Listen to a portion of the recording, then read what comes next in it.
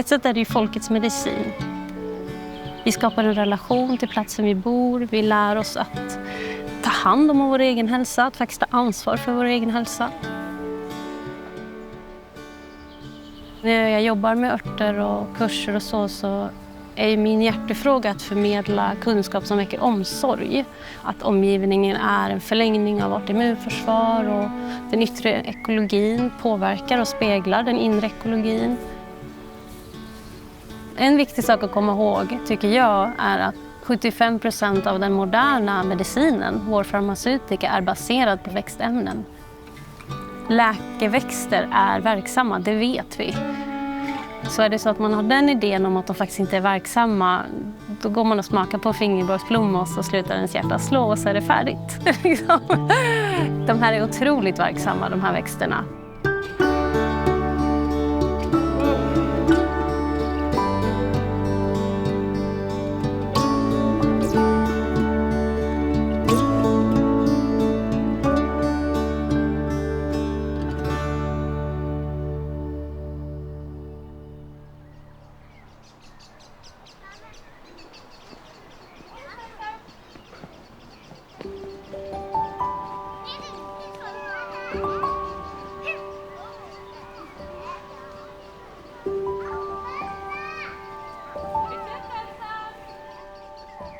Vi är på Waldorfskolan Nyponkulla och det är en gård, en biodynamiskt brukad gård sedan, jag tror, ungefär 40 år tillbaka i tiden. Så det är en förskola för både mindre barn och för barn upp till 6 år.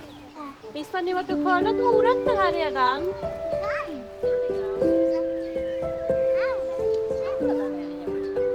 Och min roll är att jag är trädgårdsmästare, så jag ansvarar för odlingen, planeringen, uppdragandet av alla växter, utplantering, kreativ utveckling och så vidare. Så jag odlar egentligen alla grönsaker och alla blommor som barnen behöver för att äta och bli mätta på förskolan.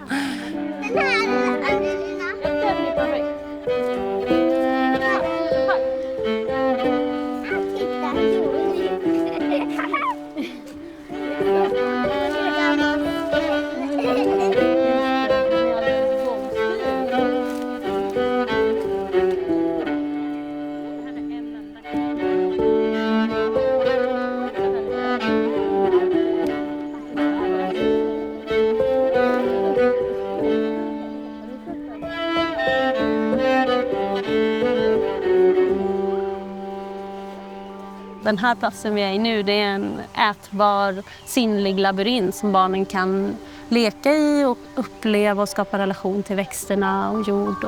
Så det är mycket dofter, aromatiska örter, vackra blommor och också fleråriga grönsaker. Sånt som kompletterar den ettåriga odlingen som vi har.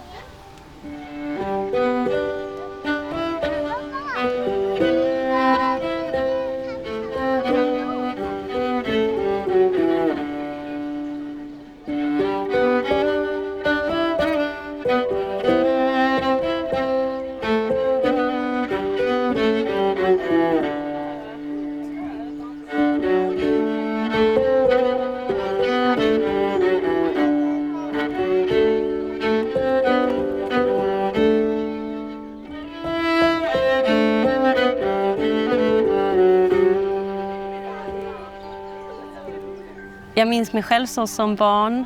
Jag var orädd och jag hade väldigt mycket livskraft och riktning. Och mina föräldrar, de var bra på att kliva ur vägen för det här. Så att den frihetskänslan som ju för mig var någon slags livskompass blev aldrig kvävd. Och jag är väldigt tacksam för det. Det gjorde att jag var väldigt orädd som barn.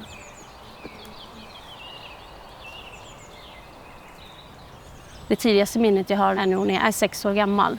Och jag väljer att flytta ut i skogen för en dag utan att säga någonting till någon. Och jag minns den här dagen, jag tog en sån här liten snusnäsduk och jag la frukt och jag tror jag hade saft med mig, knöt ihop det här och tog med mig det här knytet.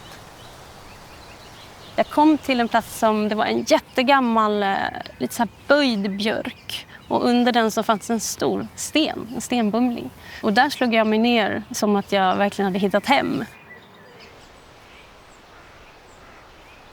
Det som jag minns väldigt starkt var den här känslan av samhörighet med det här trädet, med den här stenen. Och att det var på lika villkor. Det var verkligen en samvaro. Och den relationen har följt med mig som ett eko genom hela mitt liv. Med perioder av avtrubbning, men den har liksom funnits kvar. Den livsbejakande relationen eller anknytningen kan man säga till naturen.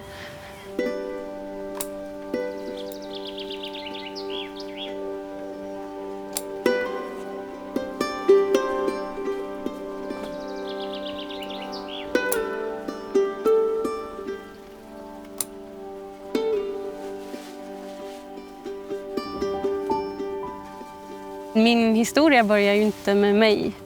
Jag är en del av ett led av väldigt många kvinnor som har älskat örter och växter och verkat ha haft en nära kärleksrelation med den här jorden.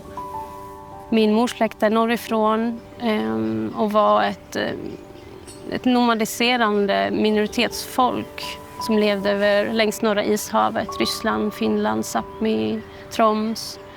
När min mor har berättat om min gammelmormor Onatar som en tusenkonstnär och fick vad som helst att växa.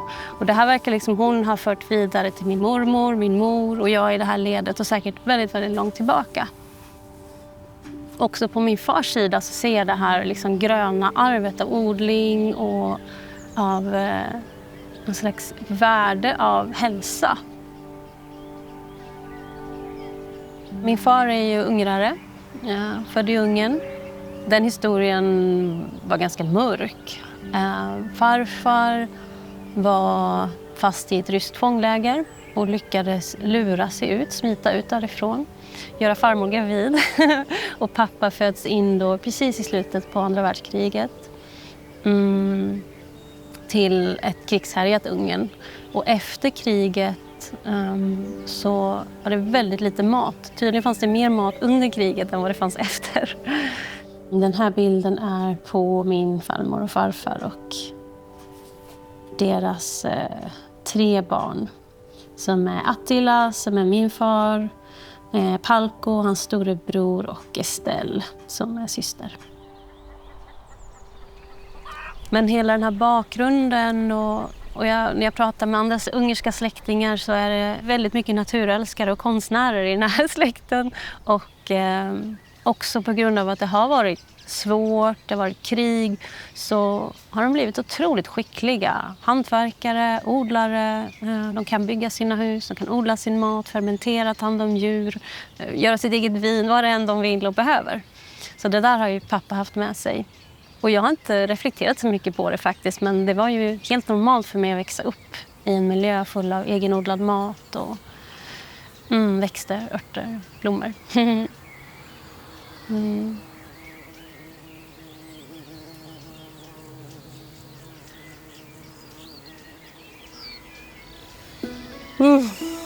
Den har sån söt, lite så här mustig doft. Ja, det här är röllika, en av mina favoritväxter. Eller, jag har väldigt många favoritväxter, men det här är en av dem. Det här är en växt som historiskt sett har varit använd väldigt, väldigt länge. Och den har väldigt många namn. Vi kallar den för röllika, men man kan också höra den sjunga som i gamla folksånger. Och då sjunger man om kardus eller fattigmanstobak. Den kallas också för magört och den kallas för soldatört. Sårläka kan man också kalla den här. För den här innehåller en massa olika ämnen, bland annat ett som heter akilin som är blodstillande och sårläkande.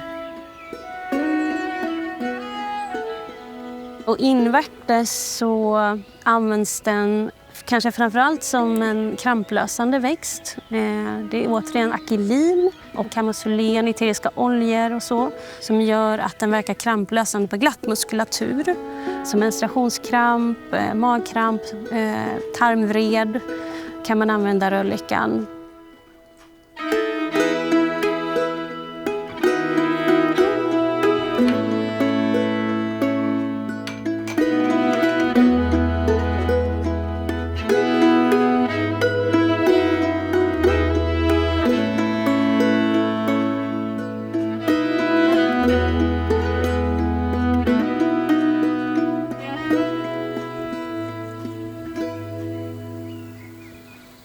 Det är fint att kunna några saker som gör att vi kan främja vår hälsa över tid.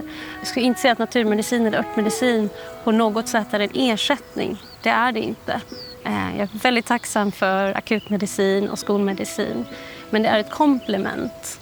Det är mycket roligare att lägga tid på att främja vår hälsa än att lägga all den här tiden på att försöka bli friska när vi väl har blivit sjuka. Så växter det ett väldigt enkelt sätt egentligen att väva in i sin vardag för att hålla oss friska eller förebygga sjukdom. Så det här är ett sätt att stötta och förebygga kroppens självläkande förmåga. För vår kropp är gjord för att läka. Och får den bara lite hjälp på vägen så kanske vi håller oss friska mycket längre. Det tänker jag är väldigt värdefullt.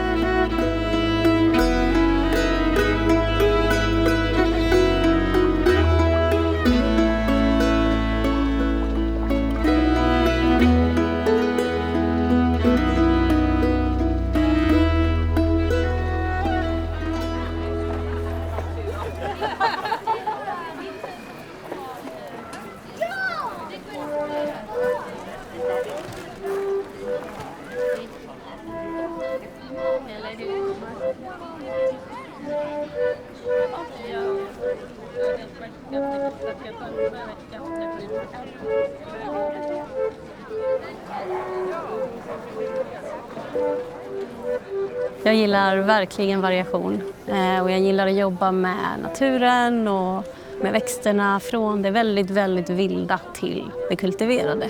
Min roll som trädgårdsmästare på Nyponkulla är den kultiverade delen och i andra änden så är jag folkhögskolelärare på en kurs som heter Naturliv. Och de här träden, då är det aspen. Och där är vi ute med grupper under ett års tid för att leva av och med naturen och skapa en relation, en kultur, ett sätt att vara i gemenskap kring ganska grundläggande behov egentligen. Och man lär sig mycket överlevnadsskills, man lär sig navigera efter stjärnor, man lär sig samla mat i form av vilda växter och fiska och så. Får du kryssa över den? Ät gärna bladen. Nej. Förhoppningsvis ska vi skörda kaveldun. Det är ju som stora purjolökar, jättegod och lättmat. Och det är så otroligt vackert att få prova att återuppleva hur det är att leva i flock. Och att tillsammans vara ansvariga för våra grundläggande behov. Det händer så mycket på ett sånt år. Det är fint att göra såna övningar för vi är väldigt vana vid att vara i vårt dominanta seende. Att vi lätt glömmer bort att ta in omgivningen, att låta kroppen vara som en receptor. Verkligen lite som en radio som plockar upp radiovågor eller våglängder.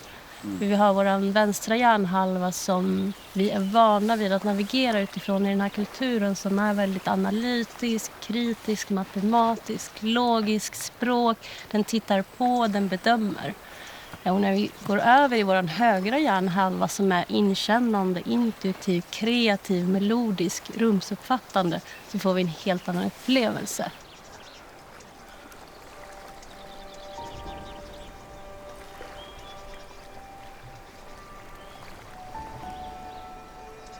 Fortsätta sjunka djupare in i den här receptiviteten, mottagande. Och härifrån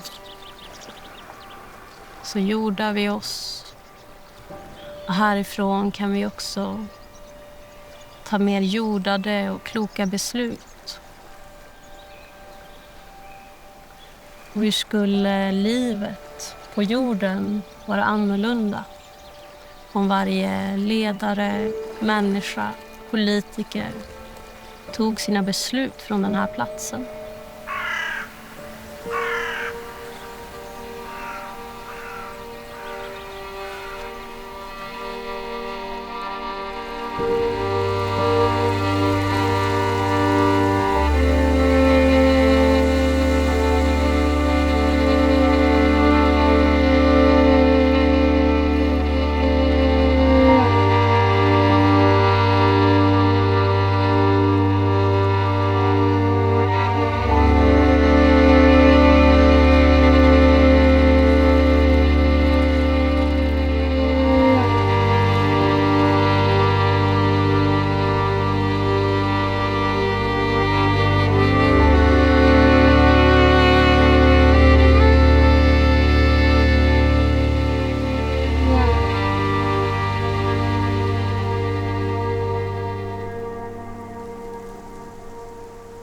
Det var inte länge sedan det var en självklarhet att leva i gemenskap med naturen.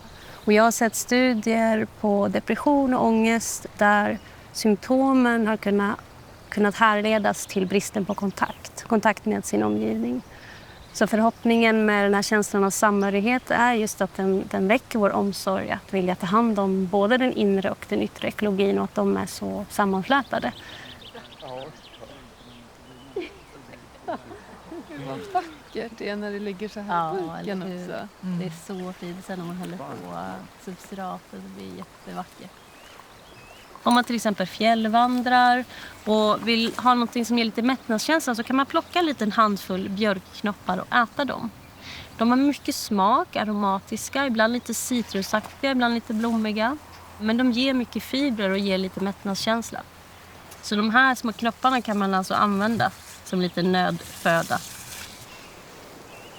Björk heter bjarka på fornnordiska och inom fornnordisk mytologi så säger man att när en kvinna dör så flyttas hennes själ från sin kropp till björken. Alla de arter, allt det liv som vi har omkring oss. Allt verkar veta precis vad det sysslar med. Allt här har sin plats. Och människan verkar vara den enda arten som har lågt självförtroende. Och det är så absurt att tänka att varje bakterie, varje insekt, varje svamp, varje växt, varje djur har en självklar plats och människan skulle inte ha det.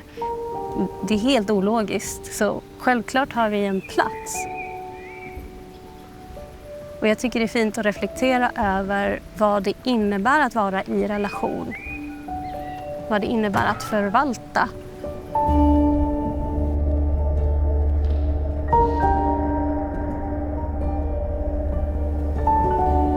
Och det är som en navelsträng. Hem.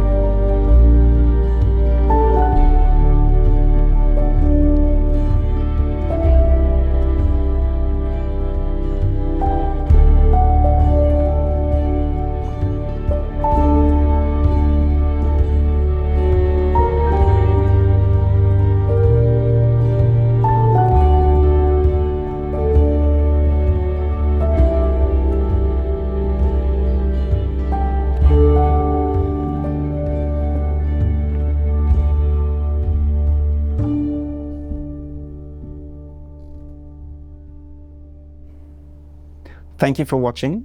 My name is Matthias and I'm the founder of Campfire Stories. These films exist because of people who choose to support them. So if this particular film touched you and you'd like to see more of these produced, you can join us on Patreon. Your support makes the next film possible. Thank you so much.